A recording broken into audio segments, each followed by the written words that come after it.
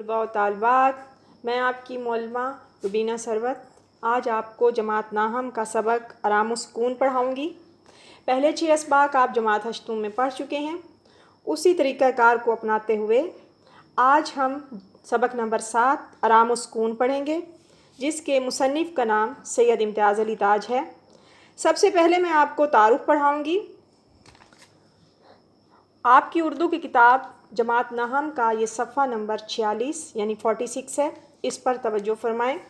سابقہ طریقہ کار کے مطابق میں اس صفحے کی وضاحت کروں گی اور آپ نے مصنف کے تعارف سے سوالات کے جوابات اپنی رف کاپی پر بنانے ہیں اور مشکل الفاظ کو آپ نے خط کشید بھی کرنا ہے یعنی انڈر لائن کرنا ہے، کیونکہ یہ امتحانی پرچہ جات کے حوالے سے بے حد اہم ہے۔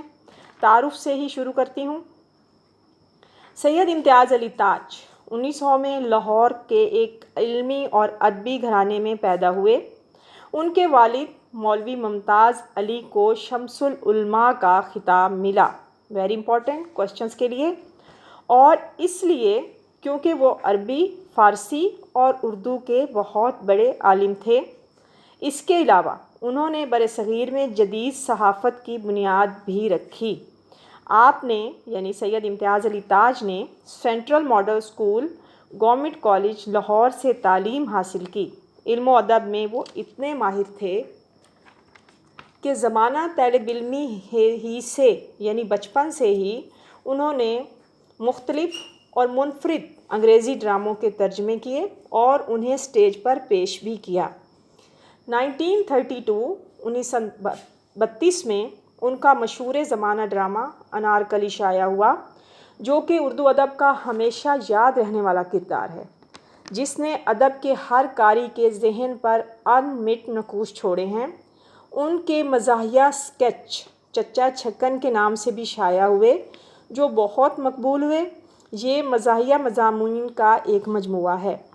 کئی رسالوں میں انہوں نے بطور مدیر بھی کام کیا، جن میں بچوں کا رسالہ پھول اور خواتین کا رسالہ تہذیب نسواں ہے۔ انہوں نے ریڈیو پروگرام پاکستان ہمارا ہے شروع کیا اور ریڈیو کے بہت سے اور بھی ڈرامے لکھے اور فلمی کہانیاں بھی لکھیں۔ وہ مجلس ترقی ادب کے سیکریٹری بھی رہے۔ اپریل 1970 میں انہیں کسی نامعلوم شخص نے قتل کر دیا۔ امتیاز علی تاج کے ڈراموں میں زبان و بیان کی تمام خوبیاں موجود ہیں۔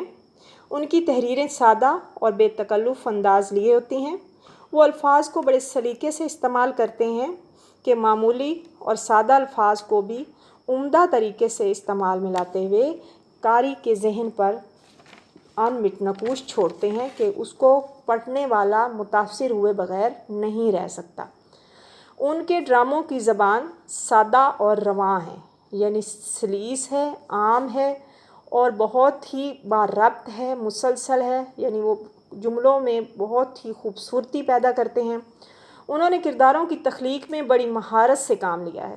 وہ اپنے کرداروں کو نفسیاتی تجزیے کے ساتھ آگے بڑھاتے ہیں، مطلب کردار کی جو ڈیمانڈ ہوتی ہے، جو اس کے دماغی سوچ ہوتی ہے، وہ جس کردار کا ہوتا ہے، وہ جس خیال کا ہوتا ہے، اسی خیال کو آگے بڑھاتے ہوئے وہ مکالمہ لکھتے ہیں۔ ان کے کردار صرف کٹ پتلی یعنی اپنے اشاروں پہ ناچتے ہوئے نظر نہیں آتے یا کسی کے اشاروں پر ناچتے ہوئے نظر نہیں آتے، بلکہ اس طریقے سے مکالموں کی مناسبت سے اتار چڑھاؤ، جذبات و احساسات کا وہ مظاہرہ کرتے ہیں کہ ان کے کردار بالکل زندہ کردار لگتے ہیں۔ امتیاز علی تاج کے ڈراموں کے مکالمے میں ایک خاص کیفیت ملتی ہے، یعنی عام زبان و بیان میں وہ الفاظ کا چناؤ کرتے ہیں، اور انہوں نے خود کلامی سے بھی کام کیا۔ برجستہ مکالمے جو کہ چستی اور بے ساختگی کی خصوصیت سے ہم آہنگ ہوتے ہیں، یعنی بالکل ان کی اس میں برجستگی ملتی ہے، اس میں بے ساختگی ملتی ہے جملوں میں۔ یہ آگے جا کے آپ ڈرامہ جب پڑھیں گے تو یہ تمام خصوصیات ان کے ڈرامے کے مکالموں کی آپ کو نظر آئیں گی۔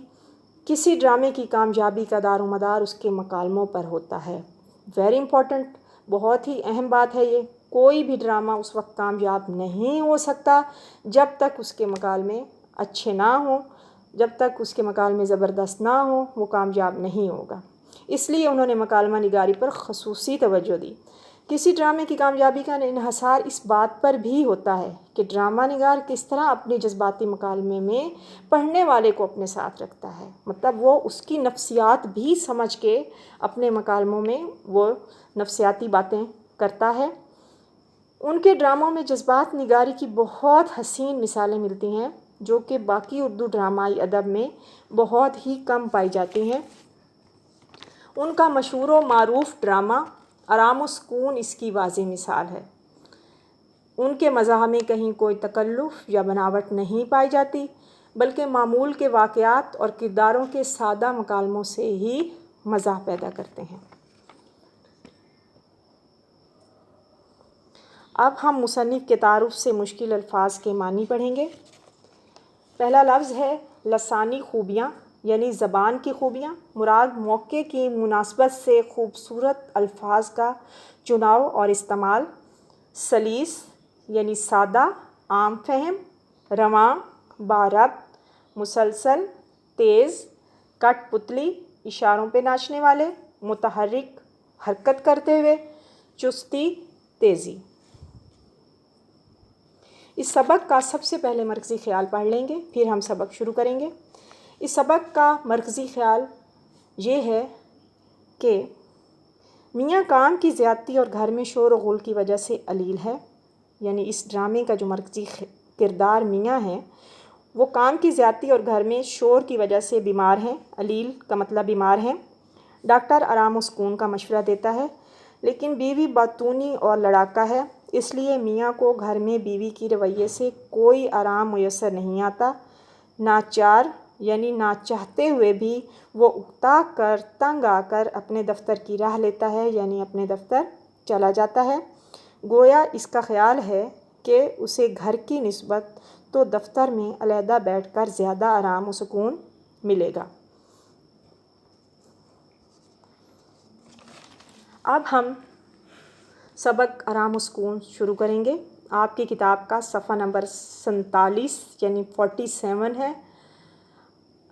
اس کی صنف جو ہے وہ ڈرامہ ہے، یعنی صنف ادب سے یہ سبق ڈرامہ ہے۔ جس طرح آپ نے پچھلا سبق نمبر 6 پڑھا جس کی صنف پنچایت ڈرامہ، جس کی صنف افسانہ ہے، اسی طرح آپ نے کاہلی سبق پڑھا، اس کی صنف مضمون ہے۔ اسی طرح اس سبق آرام و سکون کی صنف جو ہے وہ ڈرامہ ہے۔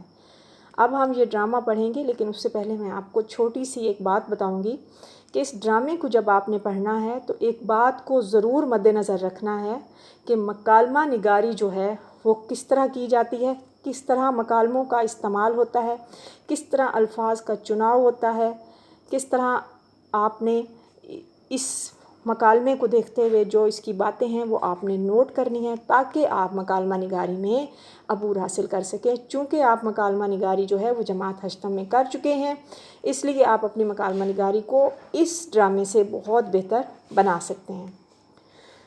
ڈرامہ شروع کرتے ہیں۔ ڈرامہ شروع ہوتا ہے ڈاکٹر سے۔ اس کا مرکزی کردار میں آپ کو پہلے ہی بتا چکی ہوں، وہ میاں ہیں، ان کی بیوی ہیں، ڈاکٹر ہیں۔ آگے جا کے ایک دو چھوٹے چھوٹے کریکٹر آئیں گے جو مرکزی تو نہیں ہو سکتے لیکن وہ چھوٹے ہیں۔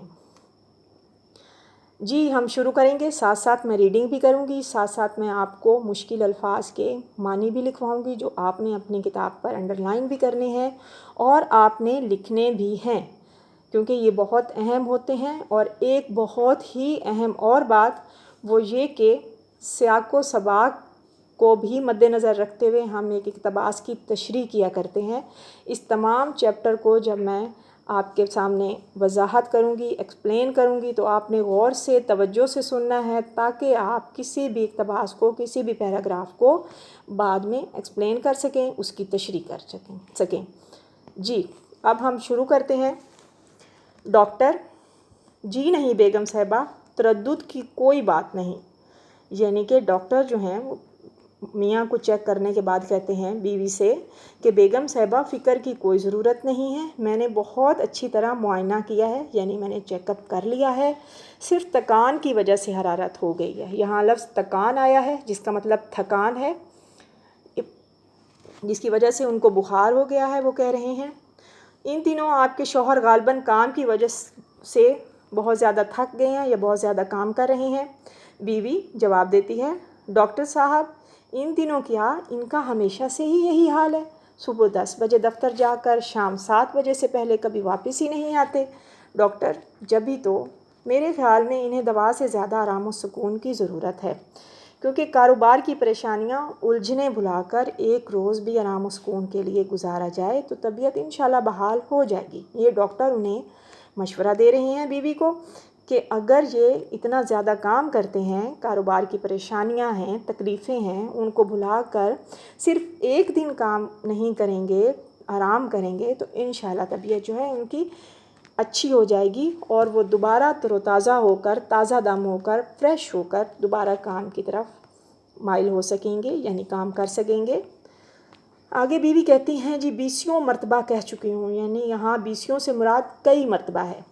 وہ فرماتی ہیں کہ 20 مرتبہ میں کہہ چکی ہوں کہ اتنا کام نہ کیا کرو کہ نصیب دشمنہ صحت سے ہاتھ دھو بیٹھو گے۔ یہاں یہ لفظ استعمال ہوا ہے نصیب دشمنہ، کہ یعنی دشمنوں کی جو نصیب ہیں وہ خراب ہوں، یعنی آپ کی صحت جو ہے اس سے آپ ہاتھ دھو بیٹھیں گے، یعنی آپ کی صحت چلی جائے گی، لیکن وہ میری تو بات مانتے ہی نہیں، ان پہ تو خاک اثر ہی نہیں ہوتا، ان پہ تو ذرا اثر نہیں ہوا، ہمیشہ یہی کہہ دیتے ہیں کیا کیا جائے، ان دنوں کام بے طرح زوروں پر ہے، یعنی بہت زیادہ کام ہے، میں کیا کروں، میں آرام نہیں کر سکتا۔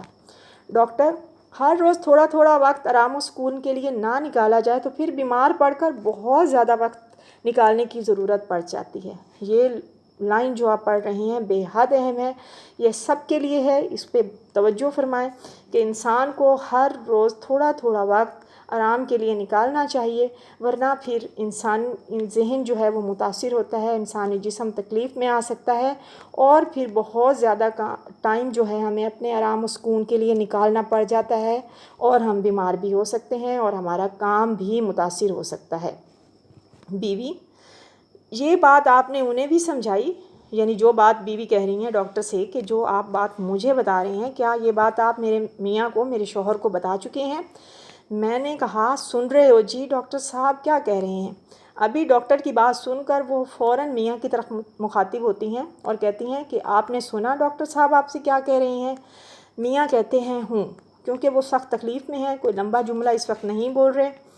ڈاکٹر جی ہاں، میں نے سمجھا کر اچھی طرح تاکید کر دی ہے۔ ڈاکٹر کہتے ہیں جی آپ فکر نہ کریں، میں نے انہیں اچھی طرح سمجھا بھی دیا، انہیں تاکید بھی کر دی ہے، اب یہ دن بھر خاموش لیٹے رہیں گے۔ بیوی تو پھر تاکید کیا میں نہیں کرتی؟ مگر ان پر تو کسی کے کہنے کا کچھ اثر ہی نہیں ہوتا، وہ اپنا ہی رونا رو رہی ہیں، کہہ رہی ہیں کہ میں تو انہیں ہر وقت سمجھاتی ہوں لیکن ان کا میری باتوں پر کوئی اثر نہیں ہوتا۔ ڈاکٹر جی نہیں، انہوں نے مجھ سے وعدہ کیا ہے پورے طور سے میری ہدایات پر عمل کریں گے۔ بیوی انہیں یاد آتا ہے کہ دوا کا بھی پوچھنا ہے اور دوا کس وقت دینی ہے، یعنی وہ دوا کے بارے میں پوچھتی ہیں۔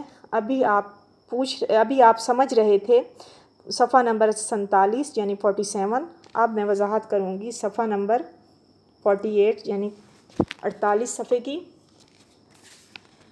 ڈاکٹر کہتے ہیں جی نہیں، دوا کی مطلق ضرورت نہیں، یعنی انہیں دوا کی بالکل ضرورت نہیں ہے، انہیں میں آرام و سکون کا مشورہ دے چکا ہوں، یعنی آپ صرف ان کے آرام کا خیال رکھیں، غذا جو کچھ دینی ہے میں لکھ چکا ہوں۔ بیوی بڑی مہربانی ہے آپ کی ڈاکٹر، تو پھر اجازت۔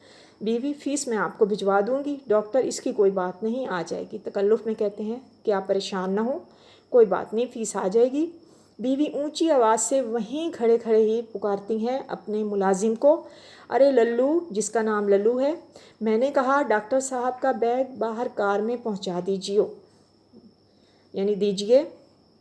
ڈاکٹر ایک بات عرض کر دوں، ڈاکٹر کو پھر یاد آ جاتا ہے کہ بیوی کو تاکید کر دیں، کیونکہ ابھی وہ ان کا یہ اونچی آواز میں بولنے والا مظاہرہ دیکھ چکے ہیں، تو وہ دوبارہ تاکید کرتے ہیں کہ میں ایک بات عرض کر دوں بیگم صاحب، مریض کے کمرے میں شور و غل نہیں ہونا چاہیے، مطلب کوئی شور نہیں ہونا چاہیے، اعصاب پر اس کا بہت مضر اثر پڑتا ہے، مطلب ان کے جو پٹھے ہیں وہ انتہائی کمزور ہیں، اس پر بہت نقصان دہ اثر پڑے گا۔ خاموشی جو ہے وہ اس اعصاب کو ایک طرح سے تقویت بخشتی ہے، یعنی کہ بہت ہی طاقت اور سکون دیتی ہے، خاموشی انسان کو بہت ہی سکون بخشتی ہے۔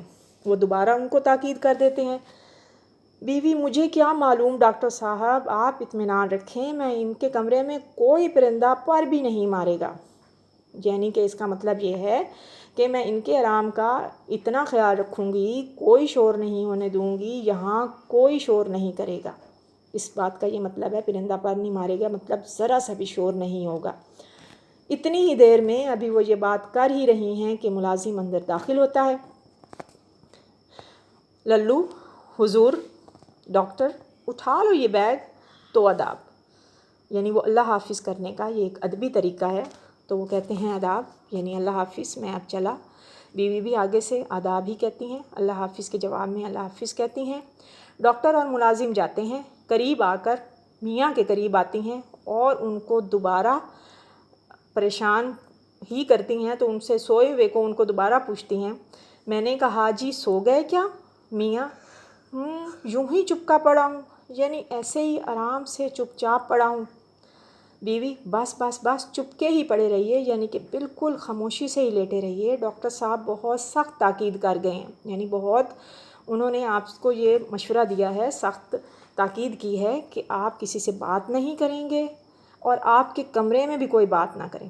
اس سے بھی تھکان ہوتی ہے، یعنی تکان ہوتی ہے، تمام وقت پورے آرام سے گزاریں گے، سمجھ گئے نا؟ ان کو دوبارہ بھی تاکید کرتی ہے۔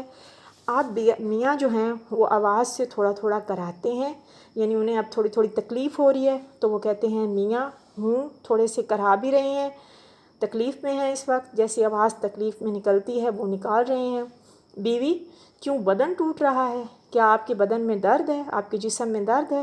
بیوی: میاں آگے جواب دیتے ہیں تو بیوی کہتی ہے کہو تو دبا دوں؟ میاں: بیوی: سونے کو جی چاہ رہا ہے تو چلی جاؤں؟ ان سے دوبارہ کوشچن کرتی ہیں کہ اگر آپ کا سونے کو دل کرتا ہے تو کیا میں چلی جاؤں؟ تو میاں کراتے بھی ہیں اور کہتے ہیں بہت اچھی بات ہے۔ بیوی دوبارہ کہتی ہیں اگر پیچھے آپ کو کسی چیز کی ضرورت ہو تو بلانے کے لیے میں ایک گھنٹی آپ کے پاس رکھے جاتی ہوں۔ گھنٹی کہاں گئی؟ اب بھی وہ یہ بات کر ہی رہی تھیں تو گھنٹی کی تلاش میں لگ جاتی ہیں اور اونچی آواز سے کہتی ہیں گھنٹی کہاں گئی؟ رات تو میں نے آپ کے میز پر رکھی تھی، آپ کے ساتھ یہاں میز پر رکھی تھی۔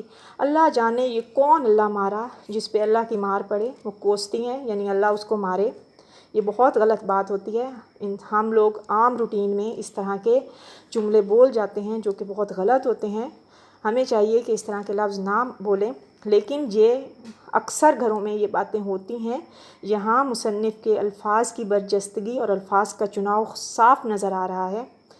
میری چیزوں کو اللہ مارے کون الٹ پلٹ کر دیتا ہے؟ ابھی یہ وہ بات کرتی ہیں تو اوپر سے کنڈی کی آواز آتی ہے، کون ہے یہ نامراد؟ مطلب کہ گیٹ کھٹکھٹاتا ہے کوئی، تو کہتی ہے کہ یہ کون ہے نامراد، یعنی ایسا انسان جس کی کوئی مراد پوری نہ ہو۔ ارے للو، وہ وہیں سے پھر ملازم کو آواز لگاتی ہیں، زور سے لگاتی ہیں، دیکھو یہ کون کباڑ توڑے جا رہا ہے، یہ کون ہے جو دروازہ کھٹکھٹا رہا ہے؟ کباڑ کا مطلب یہاں دروازہ ہے۔ للو دور سے ہی اپنی بیگم کے سوال کا جواب دیتے ہوئے کہتا ہے سکا ہے جی بیوی جی۔ اب سکا جہاں لفظ استعمال ہوا ہے، پانی دینے والے کو، پانی لانے والے کو کہتے ہیں، ماشکی بھی کہتے ہیں اسے، جو پانی لاتا ہے اس کو سکا کہتے ہیں، مطلب پانی پلانے والا، پانی لانے والا۔ بیوی: سکا؟ گھر میں بہرے کیا بستے ہیں؟ وہیں سے ہی سکا کو کوستی ہیں کہ گھر میں کیا بہرے ہیں کم بخت، اس زور سے کنڈی کھٹکھٹاتا ہے، اللہ ماروں کو اتنا خیال بھی نہیں آتا۔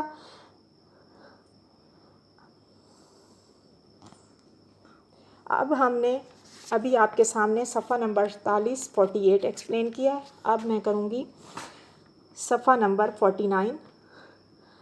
وہ کہتی ہیں کہ سکا کو کہ گھر میں اس کو کوئی پتہ نہیں چلتا کہ گھر میں کوئی بیمار پڑا ہے، کیونکہ ڈاکٹر نے سخت تاکید کر رکھی ہے کہ گھر میں کوئی شور و غل نہ ہو۔ اسے کہو یہ وقت ہے پانی لانے کا، اچھی خاصی دوپہر ہونے کو آ گئی ہے، کل اتنی دیر سے آیا تو نوکری سے الگ کر دوں گی۔ یعنی اسی میں وہ تپ جاتی ہیں اور وہیں سے ان کو نوکری سے الگ کرنے کے بھی تانے دینا شروع ہو جاتی ہیں۔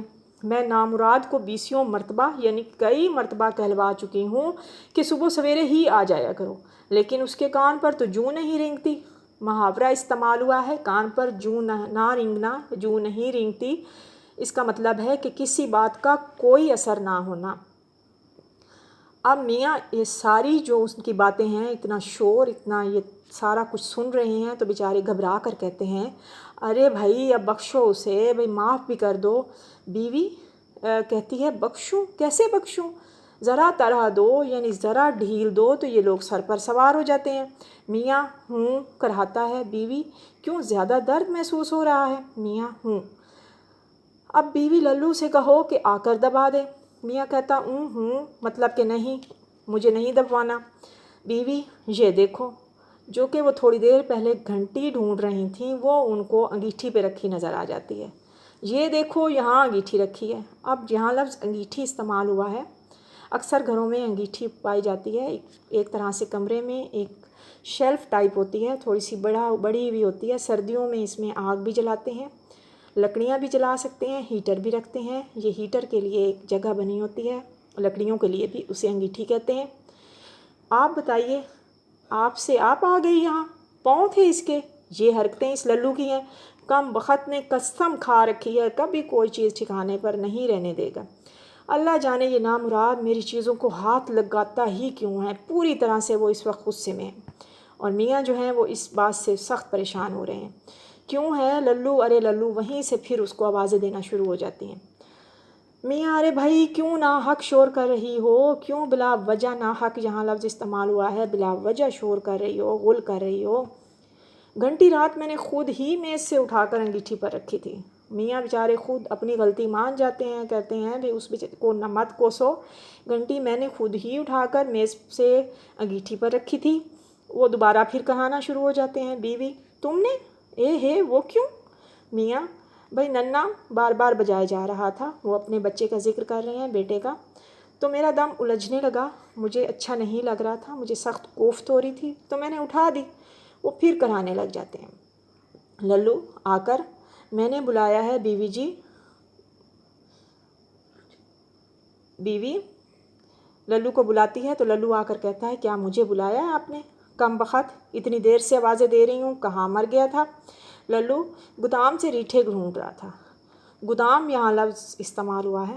گھر میں ایسا کمرہ جہاں کھانے پینے کا سامان بھی رکھا جاتا ہے، گھر میں فالتو راشن رکھا جاتا ہے، یہ اکثر گھروں میں پایا جاتا ہے۔ ریٹھے ایک سخت جڑی بوٹی ہے جو کہ بہت سے چیزوں کے لیے فائدہ مند ہے، خاص طور پر معدے کے امراض کے لیے بھی فائدہ مند ہے، اور اس کے علاوہ بھی اس کے بہت سے فائدے ہیں۔ بیوی صبح سویرے کہا تھا کم بخت تجھے اب تک ریٹھے نہیں مل چکے؟ یعنی صبح میں نے آپ کو یہ کام دیا تھا۔ وہ للو سے کہتی ہے اب تک تمہیں ریٹھے نہیں ملے اور تم اتنی دیر لگا دی تم نے؟ للو جی مہلت بھی ملے تو؟ کہتا ہے جی مجھے فرصت ہی نہیں ملی، ادھر گودام جاتا ہوں، ادھر کوئی بلا لیتا ہے، یعنی ابھی ایک کام کرنے لگ جاتا ہوں، آپ اوپر سے دوسرا کوئی کام کہہ دیتی ہیں، تو مجھے مہلت ہی نہیں ملی۔ بیوی ہاں بڑا کام رہتا ہے نا، بیچارے کو سر کھجانے کی فرصت نہیں ہے، یعنی کہ اتنا زیادہ کام ہونا، سر کھجانے کی فرصت نہ ہونا، کہ بہت زیادہ کام ہونا، بھاگ یہاں سے۔ بیوی غصے سے اسے کہتی ہے نکل جا، ریٹھے ڈھونڈو۔ للو چلا جاتا ہے۔ تو یہ گھنٹی یہاں تمہارے سرانے رکھ جاتی ہوں۔ وہ دوبارہ میاں کو مخاطب ہو کر کہتی ہیں، میاں کرا کر کباڑ بند کرتی جانا۔ دوبارہ اس کو کرا کر کہتے ہیں کہ برائے مہربانی دروازہ بند کرتی جانا۔ بیوی پیچھے اکیلے میں جی تو نہیں گھبرائے گا؟ پھر واپس مڑتی ہے۔ تو میاں اس وقت صحیح تنگ آئے ہوتے ہیں، کہتے ہیں نہیں بابا نہیں، ابھی ہم نے صفحہ نمبر 49